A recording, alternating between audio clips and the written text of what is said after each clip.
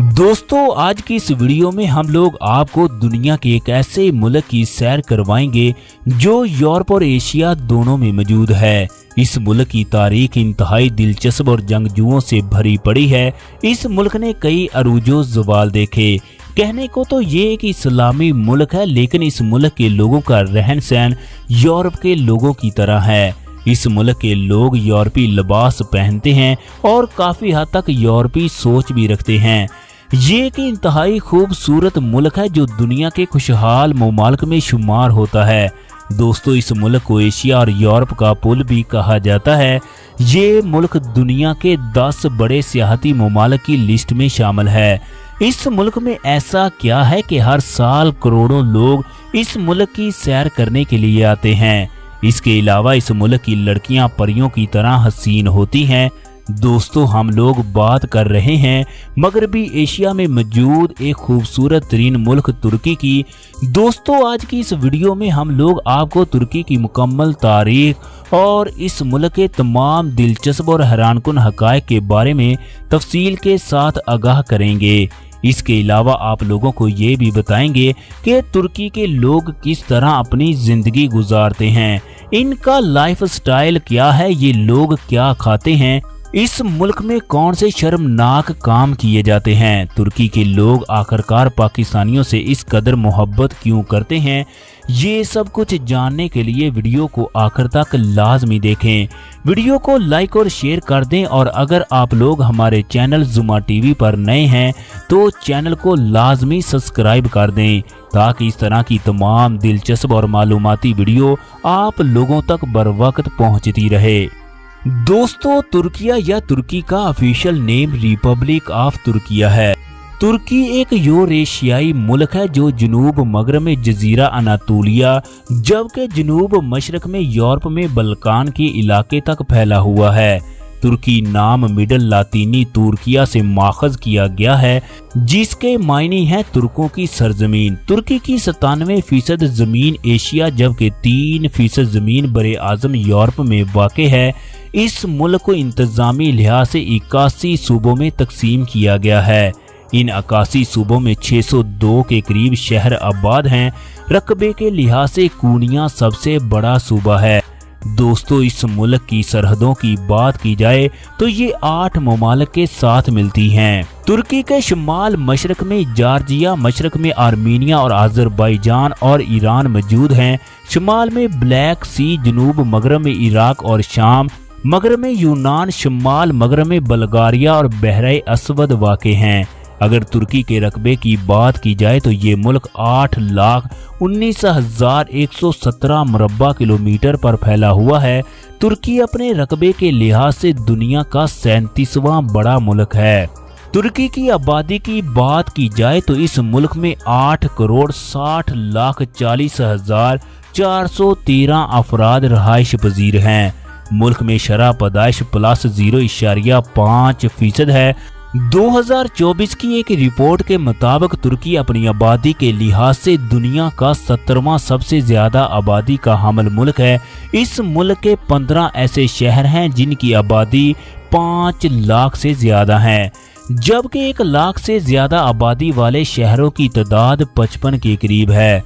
दोस्तों तुर्की एक मजबूत मुआइशत का हामिल मुल्क है।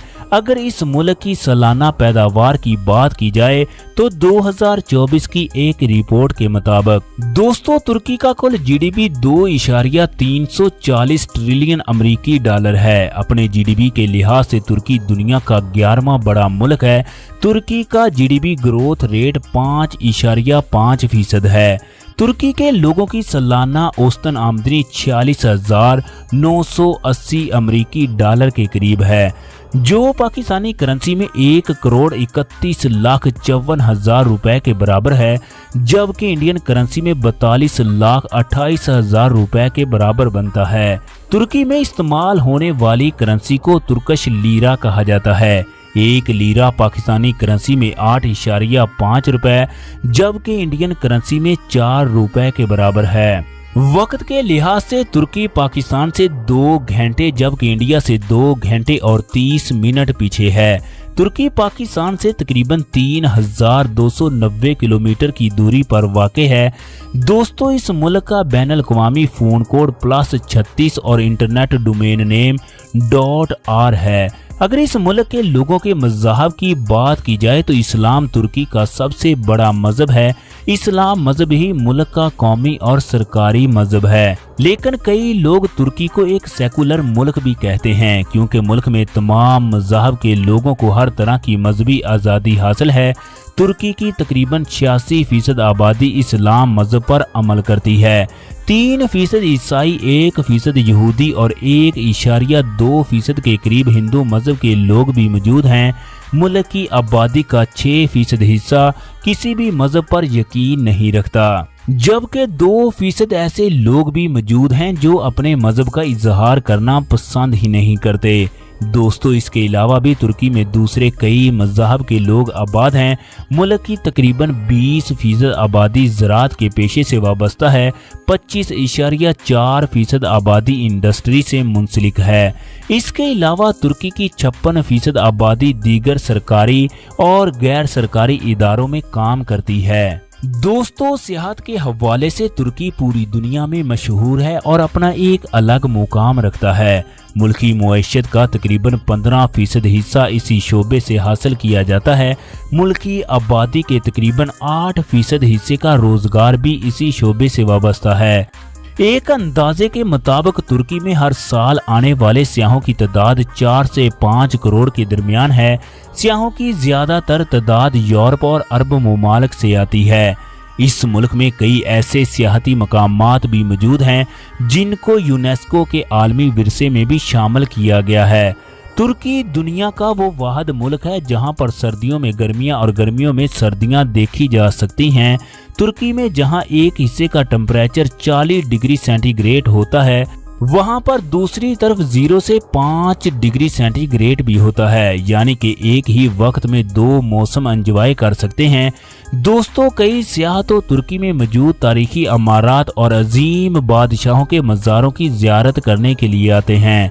आप लोगों को ये जानकर हैरानी होगी, हर साल तुर्की सियाहों से तकरीबन 65 अरब डॉलर की आमदनी वसूल करता है।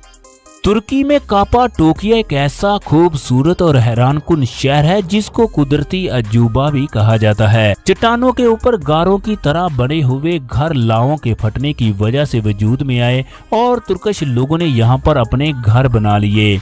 ये लोग हजारों सालों से इस जगह पर रहते आ रहे हैं। आप हॉट एयर बलून्स में बैठकर इस शहर का नज़ारा देख सकते हैं। ये दुनिया का वाहिद शहर है जहां पर इस शहर का नज़ारा करने के लिए हजारों गुब्बारे हवा में उड़ाए जाते हैं। दोस्तों, काटन या रुई का किला तुर्की के मशहूर कुदरती अजायबात में से एक है, जिसको पहली बार देखने में इंसान की सोच को एक धचका सा लग जाता है। सूरज के ढलते साए के साथ यहाँ का मंजर और भी खूबसूरत हो जाता है। ज्यादातर लोग शाम के वक्त इस जगह का सफर करते हैं। बोर्सा शहर इस्तांबुल से 255 किलोमीटर के फासले पर वाक़या तुर्की का चौथा बड़ा शहर है। बोर्सा अपनी खूबसूरती और सरसब्ज़ो शादाब बगात की वजह से मशहूर है। इस शहर को सब्ज बोर्सा के नाम से भी पुकारा जाता है। दोस्तों, तुर्की की 80% आबादी को पानी की फराहमी इसी शहर से होती है।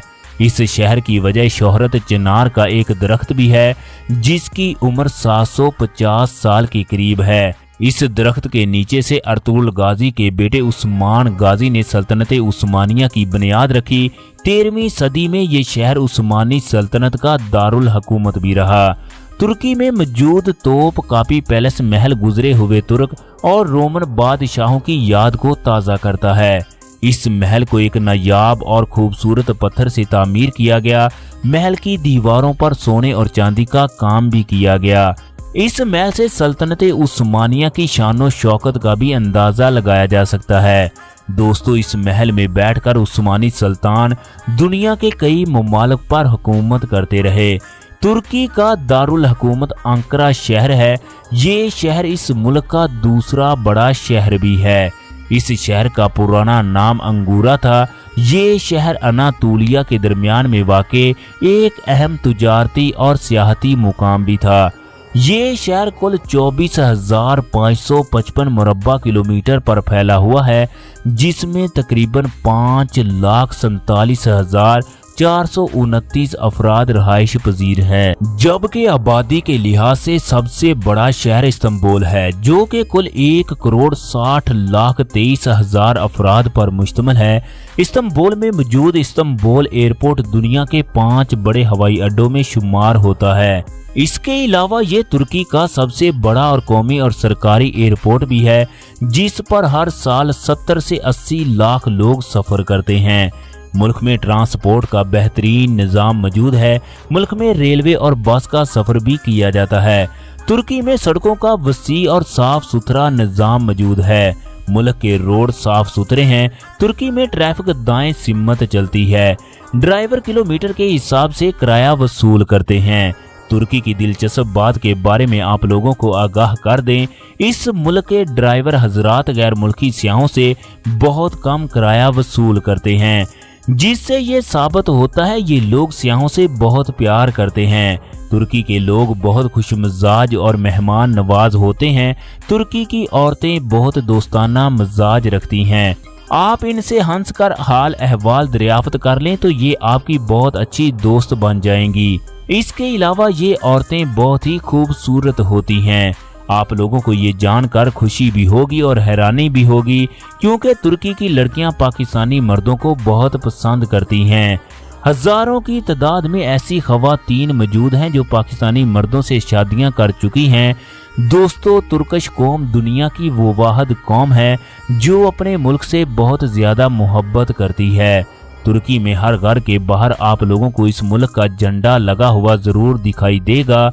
आप लोगों को एक और दिलचस्प बात के बारे में आगाह कर दें, 2024 की रिपोर्ट के मुताबिक दुनिया में सोशल मीडिया इस्तेमाल करने वाला तुर्की तीसरा बड़ा मुल्क है। दोस्तों, मुल्क में सबसे ज्यादा तादाद फेसबुक यूजर्स की है। तुर्की की तकरीबन 85% आबादी बाकायदा इंटरनेट का इस्तेमाल करती है। इस्तांबुल के वस्त में मौजूद मोहल्ला बल्लात एक दिलचस्प मुकाम है। इस जगह एक साथ 5 मुख्तलिफ मज़ाहब के लोग आबाद हैं। महल्ले में मौजूद एक इमारत जिसमें 5 मज़ाहब के लोग एक साथ ही अपनी मजहबी रसूमात अदा करते हैं। बल्लात में कसीर तादाद में यहूदी भी आबाद हैं, जो कि स्पेन से हिजरत करके इस जगह आकर आबाद हुए। इसके अलावा अफंदी मुसलमान भी इस जगह बड़ी तादाद में रहाइश इख्तियार किए हुए हैं। खास तौर पर ये मुसलमान अपने रस्म रिवाज और ज़ाहरी लिबास की वजह से बहुत मशहूर हैं। ये मोहल्ला यूनानी ईसाइयों के लिए मक्का जैसी अहमियत रखता है। ईसाइयों का सबसे मुकद्दस तरीन चर्च भी बल्लात में है। यूनानी ईसाई यहूदियों की तरह दिन में 3 मरतबा इस चर्च में आकर इबादत करते हैं। दोस्तों, रोमी फौज ने हजरत ईसा अलैहिस्सलाम को फांसी देने के लिए एक सतून से बांधा था, लेकिन अल्लाह तबारक व तआला ने आप अलैहिस्सलाम को जिंदा आसमानों पर उठा लिया। जिस सतून पर हजरत ईसा अलैहिस्सलाम को बांधा गया, इस सतून का एक हिस्सा रोम, दूसरा फलस्तीन और तीसरा हिस्सा तुर्की के शहर इस्तांबुल में मौजूद है। मसीही पूरी दुनिया से इस पिलर की जियारत करने के लिए आते हैं।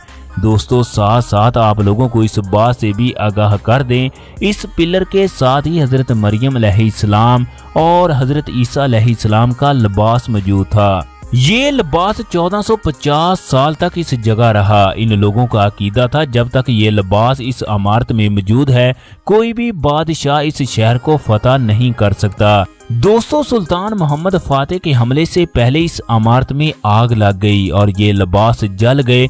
इसके बाद हकीकत में ये शहर फतह हो गया। दोस्तों, अगर तुर्की की तारीख की बात की जाए तो 7500 साल कदीम इंसानी जिंदगी की बाकियात इस जगह से दरियाफ्त हुई हैं।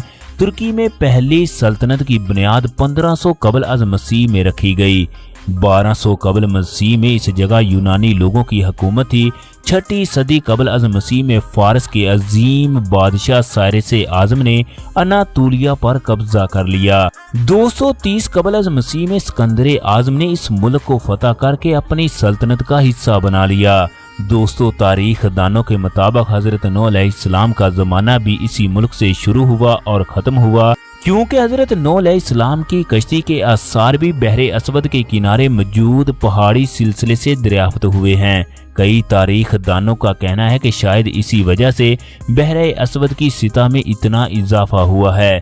नूह अलैहिस्सलाम की पूरी कौम इसमें तबाह हो गई, लेकिन हकीकत अल्लाह तबारक व तआला की ज़ात ही बेहतर जानती है। दोस्तों, जब नूह अलैहिस्सलाम की वफात के बाद इनका बेटा याफस इस जगह आकर आबाद हुआ, याफस ने अपनी मौत के वक्त अपने बेटे तुर्क को जाननशीन बना दिया।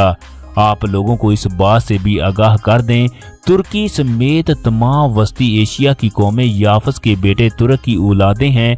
इसकी नस्ल में एक सरदार कारा खान के यहाँ एक बेटा पैदा हुआ जिसका नाम औज खान रखा गया। दिलचस्प और हैरानकुन बात यह है कि औज खान पैदा होते ही बोलने लग गया। कहा जाता है कि इसने अपनी मां का दूध पीने से इनकार कर दिया। इसने पैदाइश के फौरन बाद ही गोश्त और घोड़ी के दूध की फरमाइश की। जब ये जवान हुआ तो इसके दौर में एक बहुत बड़ा परिंदा जो आदमखोर था इस जगह आता और इंसानों को खा जाता।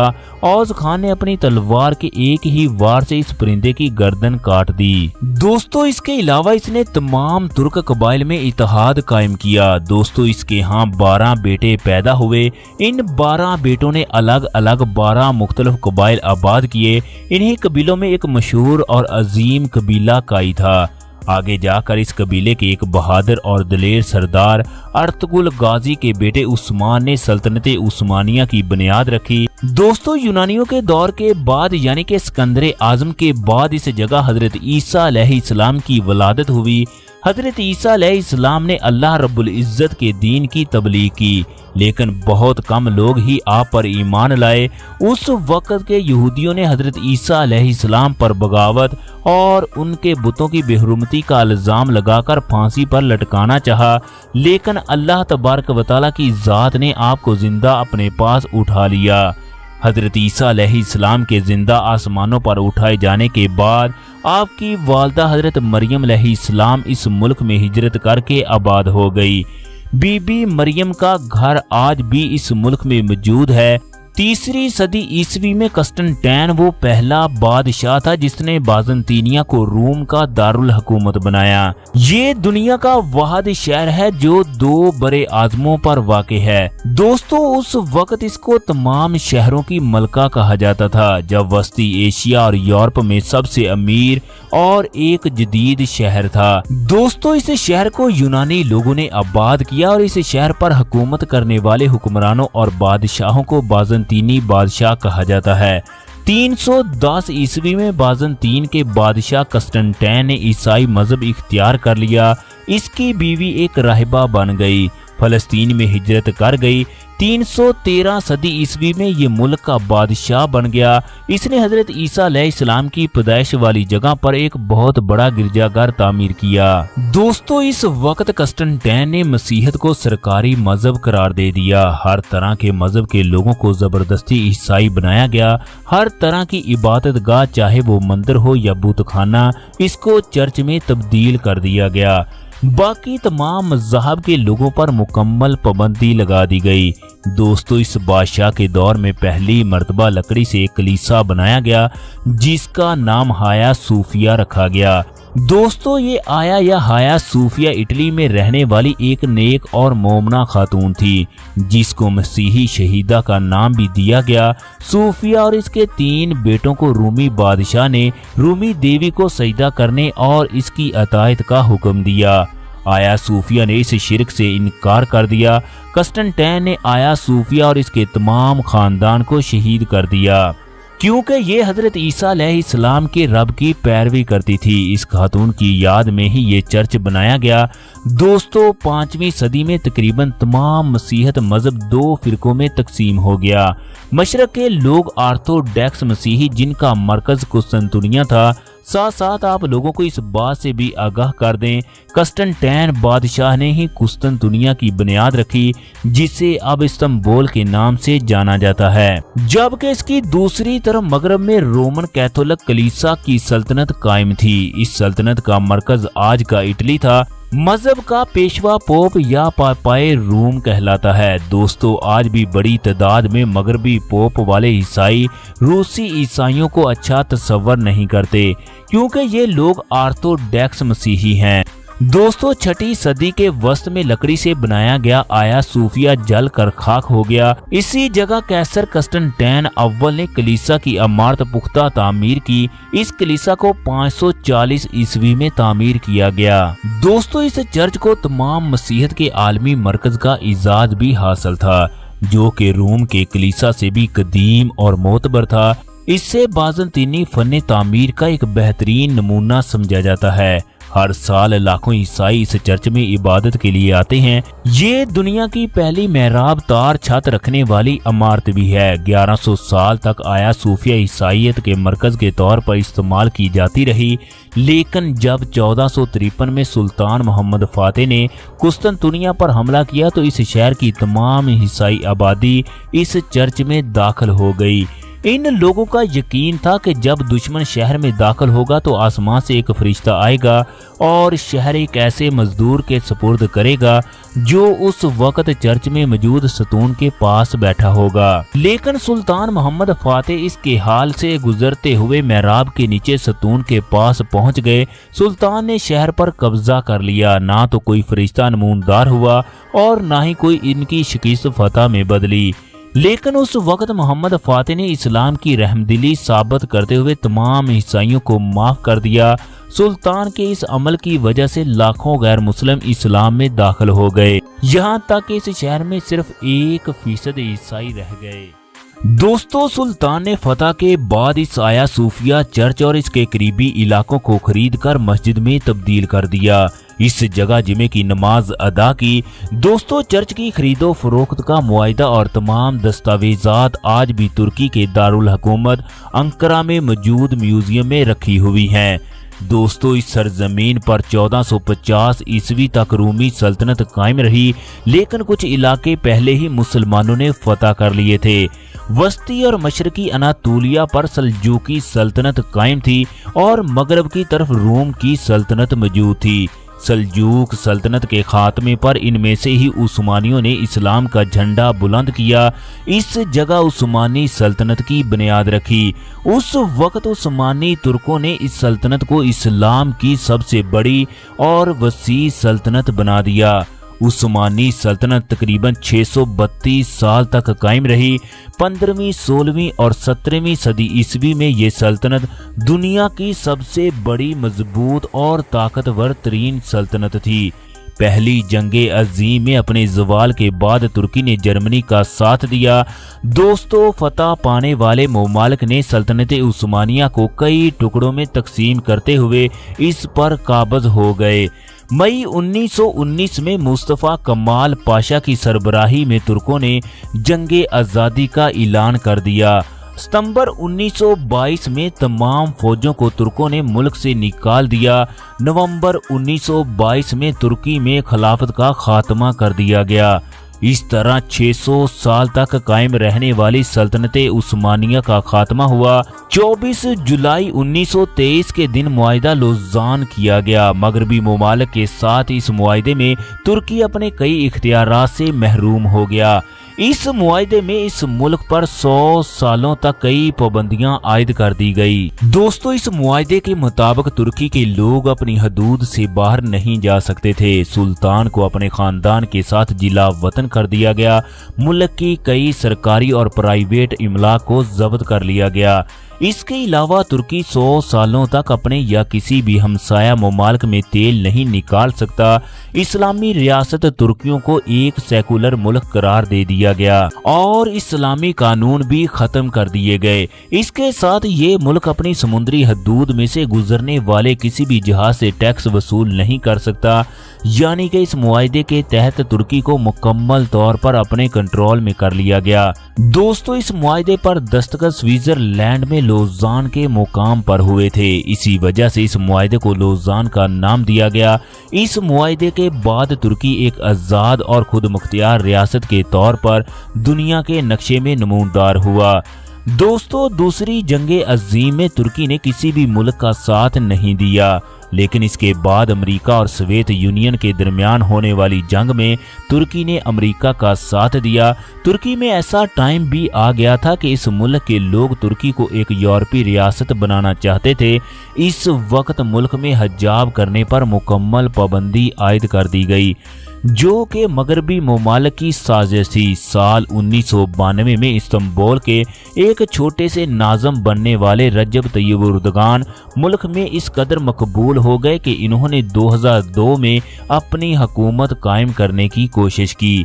1998 में रजब तय्यब एर्दोगान को मुसलमानों और इस्लाम के हक में बोलने पर इस ओहदे से भी फारिग कर दिया गया।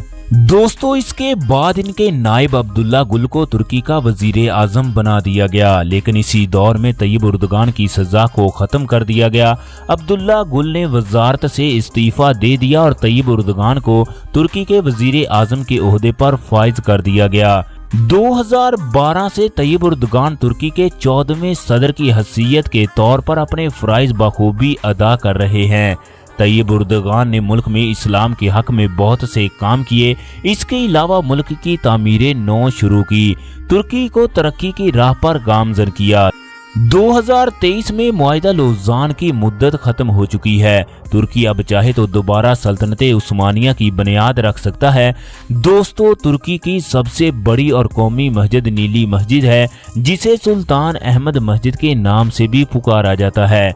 ये बिल्कुल आया सूफिया मस्जिद के सामने वाक़ है। इस मस्जिद की ज़ियारत के लिए सियाहों की एक बहुत बड़ी तादाद इस जगह का रुख करती है, क्योंकि इस जगह एक वक्त में 2 कदीम और खूबसूरत मसाजिद की सैर की जा सकती है। कहा जाता है हजरत मरियम अलैहिस्सलाम की इबादत गाह आज तक तुर्की में मौजूद है। ये इबादत गाह बहरे असवद के किनारे एक पहाड़ी सिलसिले में मौजूद है। ये इमारत मसीही लोगों के लिए एक मुकद्दस तरीन मुकाम का दर्जा रखती है। मशरकी तुर्की में मौजूद मुकाम नेमरोट एक अजीबो गरीब आसार कदीमा रखने वाला मुकाम है। ये एक वीरान जगह है। इस जगह बड़े बड़े मुजस्मों के सर मौजूद हैं, जिनको द्यू हैकल भी कहा जाता है। इनके बारे में तस्वर किया जाता है इनको कभी भी मौत नहीं आ सकती, लेकिन इस चोटी पर पड़े हुए इन मुजस्मों के सर इस बात की तस्दीक करते हैं इस दुनिया का मालिक सिर्फ अल्लाह रब्बुल इज्जत है, वो जिसे चाहे मौत दे दे और जिसे चाहे जिंदगी अता करे। दोस्तों, तुर्की में मौजूद रोमन म्यूजियम जिस जगह रूमी बादशाह जश्न मनाते थे, ये म्यूजियम एक बेहतरीन सियाहती मुकाम है। दोस्तों, ये थी इस मुल्क पर बनाई गई एक दिलचस्प और मालूमाती वीडियो। अगर ये वीडियो आप लोगों को पसंद आई हो तो आप लोगों से गुजारिश है वीडियो को लाइक और शेयर कर दें। अगर आप लोग हमारे चैनल जुम्मा टीवी पर नए हैं तो चैनल को लाजमी सब्सक्राइब कर दें, ताकि इस तरह की तमाम दिलचस्प और मालूमाती वीडियो आप लोगों तक बर वक्त पहुंचती रहे। शुक्रिया।